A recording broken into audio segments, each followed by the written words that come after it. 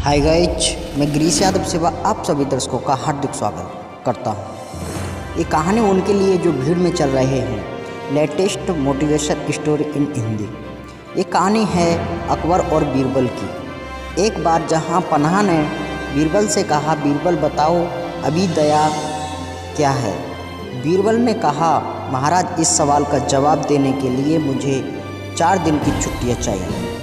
तो अवार ने पूछा कि छुट्टियाँ क्यों चाहिए। तो बीरबल ने कहा, महाराज मैं परेशान हो गया हूँ, आपके सवाल का जवाब देते देते दिमाग थक गया है, दिमाग को थोड़ा आराम चाहिए। 4 दिन के बाद जब वापस आऊँगा तो पक्के से बताऊँगा कि अभी दया क्या है।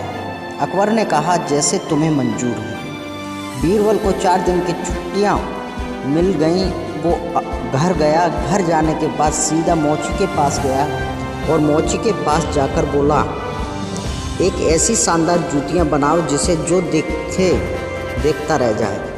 तो मोची ने बोला, कैसी बनानी है, थोड़ी नाप बाप बताओ।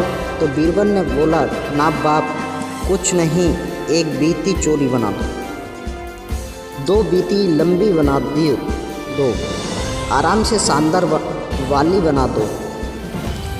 तुम्हें जितना वक्त लेना है ले लो, लेकिन उनमें हीरे जेवरात जड़ने हैं और सोने चांदी से सिलाई करनी है। ऐसी जूतियाँ बनानी हैं जिसे देखने के बाद लोगों के मुंह से बस वहाँ निकले। तो मोची कहा, जनाब बनवा किसके लिए रहे हो।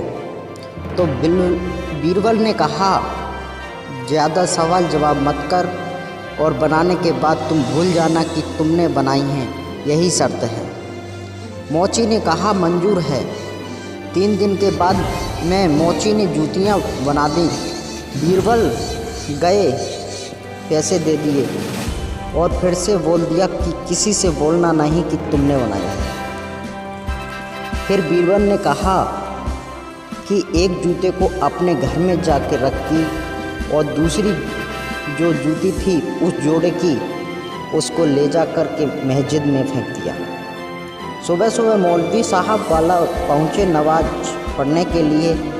वहाँ उन्हें वो जूती दिखाई दी, हीरे जेवरात जड़े हुए थे, सोने चांदी की तारों से सिलाई की हुई थी। मौलवी साहब को लगा कि ये किसी आम इंसान की जूती तो हो ही नहीं सकती।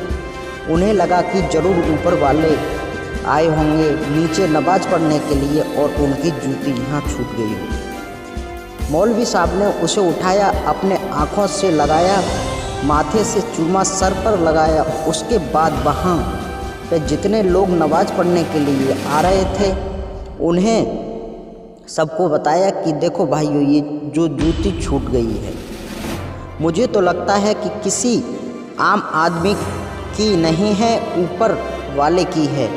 लोगों ने बोला, बिल्कुल सही बोल रहे हैं जनाब, बिल्कुल ऊपर वाले की है। हर किसी ने वही किया, सब ने चूमा माथे पर रख लिया। उसके बाद ये बात जंगल में आग की तरह पूरे राज्य में फैल गई। अकबर तक बात पहुँची। जहाँ पन्हा अकबर ने बोला कि उस जूती को हमें लाकर दिखाई जाए।